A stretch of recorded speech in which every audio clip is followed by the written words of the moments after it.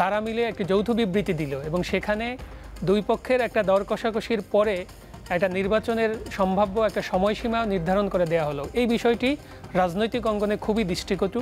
একটি সরকার প্রধান হিসাবে ডক্টর মোহাম্মদ ইউনূস কখনোই অন্য একটি রাজনৈতিক দলের প্রধানের সাথে বসে এই সিদ্ধান্ত নেওয়ার এখতিয়ার তার নাই। এই দীর্ঘ সময়ে যারা ফ্যাসিবাদের শিকার হয়েছেন, যারা গুম খুনের শিকার হয়েছেন, তাদের যে পরিবার, তাদের যে কান্না, তাদের যে রাষ্ট্র কাঠামো মেরামতের যে চাহিদা, সেই জায়গা থেকে তিনি বিচ্যুত হয়ে এই বৈঠকের পরে এই বিবৃতিটি দিয়েছেন বলে আমরা মনে করছি।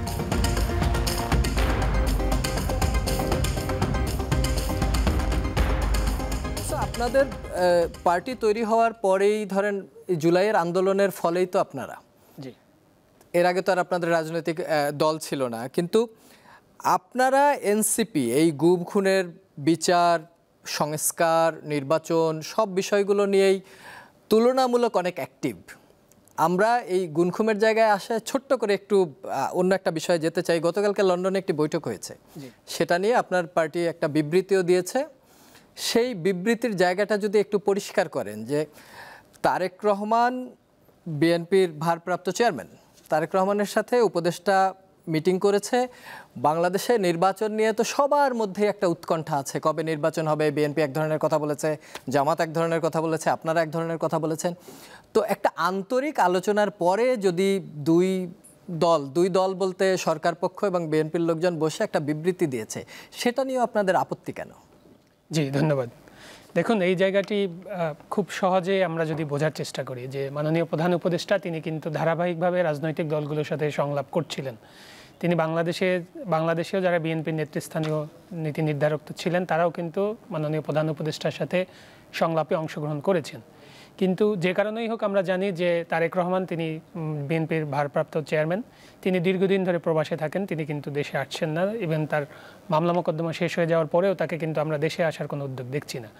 তো সেই জায়গা থেকে প্রধান উপদেষ্টা তিনি লন্ডন সফরে গিয়েছেন। সেই লন্ডন সফরের একটি সময় তিনি বের করে বিএনপির ভারপ্রাপ্ত চেয়ারম্যানের সাথে তিনি কথা বলেছেন।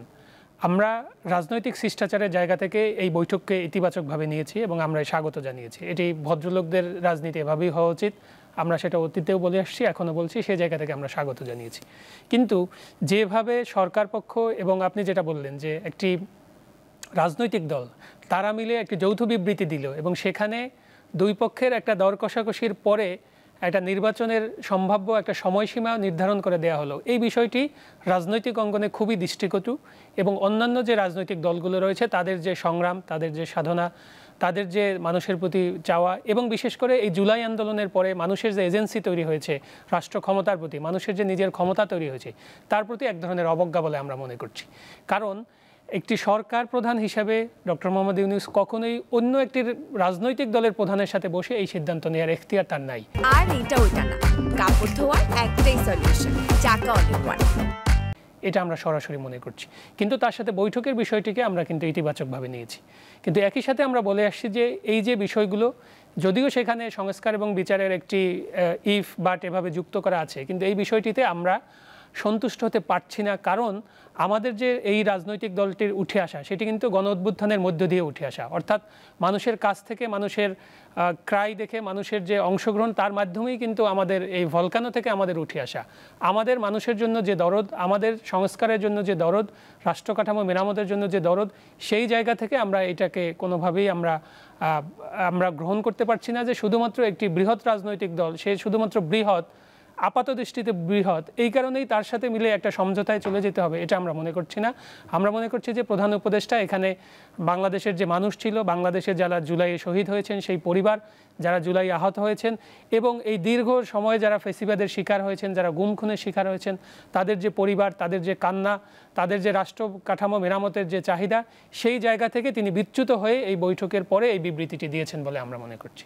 আচ্ছা, সেই সাথে যদি এখন একটু যুক্ত করেন যে আজকের যে বিষয় গুম কমিশনের প্রতিবেদন, গুম খুনের তদন্ত বিচার, এনসিপি গুমের তদন্ত এবং বিচারের জন্য তারা কি আলাদা কোনো উদ্যোগ নিচ্ছে, নাকি সরকারের যে কমিশন হয়েছে বা যে প্রক্রিয়া বা আন্তর্জাতিক অপরাধ ট্রাইব্যুনালের যে মামলাগুলো হচ্ছে সেটা একটা ধরেন একটা একাডেমিক প্রক্রিয়ার মধ্যে দিয়ে হয়, এছাড়া আলাদা করে কি আপনারা সরকারকে কোনো প্রেশার ক্রিয়েট করছেন যে এই বিচারগুলো যেন একটু ত্বরান্বিত হয়, এরকম কোনো উদ্যোগ আপনাদের পক্ষ থেকে আছে কিনা? ধন্যবাদ। আমাদের পক্ষ থেকে এখানে বেশ কয়েক ধরনের উদ্যোগ আছে। এক হচ্ছে আমাদের, আপনারা জানেন যে আমরা যখন এর আগেও জাতীয় নাগরিক পার্টি ছিলাম তখনও আমাদের সংস্কার কেন্দ্রিক আলাদা কিন্তু আমাদের কমিটি ছিল, আমাদের কমিটির মধ্য থেকেই সেখানে তারা সরকার যে সংস্কারের উদ্যোগগুলো নিয়েছে, যে কমিশনগুলো গঠিত হয়েছে, বিশেষ করে গুম কমিশন, সেটার উপরে আমরা নজর রাখছিলাম কিভাবে তারা এই কাজগুলো করছে, এবং সেখানে যদি আমাদের জায়গা থেকে কোনো ধরনের সহযোগিতার দরকার হয়, কোনো ধরনের, এবং কখনো কখনো যদি আমাদের কথা বলার দরকার হয়, চাপ প্রয়োগের দরকার হয়, সেই দায়িত্বটি আমরা পালন করছিলাম।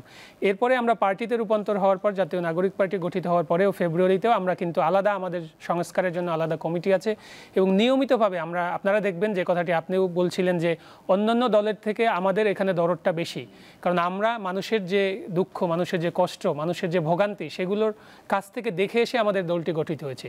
এবং রাষ্ট্রের যে নতুন বন্দোবস্ত আমরা মেরামত করতে চাই, নতুন বন্দোবস্ত তৈরি করতে চাই, সেখানে নতুন যে রাষ্ট্র কাঠামো হবে সেখানে কোনোভাবেই এই গুমের যেন অস্তিত্ব না থাকে, এবং যে গুমের মতো যে পৈশাচিক যে অপরাধগুলো হয়েছে সেগুলোর যেন বিচার হয়, সেগুলো যেন সরকার বা সরকারি রাষ্ট্রীয় বাহিনীগুলো জবাবদিহিতার আওতায় আসে, সেটার জন্য আমরা নিয়মিতভাবে চেষ্টা করে যাচ্ছি।